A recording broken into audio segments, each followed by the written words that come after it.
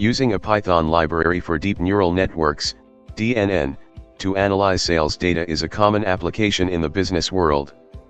In this example, I'll show you how to use the popular library TensorFlow to create a simple DNN model for predicting sales based on various features.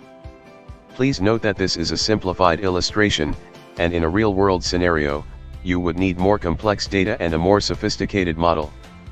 Pradeep K. Suri, author and researcher. In this example, we load sales data from a CSV file. You should replace sales_data.csv with the actual path to your dataset. Split the data into features, X, and the target, Y. Split the data into training and testing sets. Standardize the feature data to ensure consistent scaling. Create a simple DNN model with 3 layers, including an output layer for regression. Compile the model using the mean squared error as the loss function. Train the model on the training data. Evaluate the model on the test data. Use the trained model to make predictions on new data.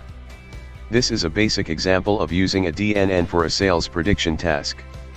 In practice, you would likely need a more complex model, fine-tuning, and a larger dataset for accurate sales predictions. Thank you.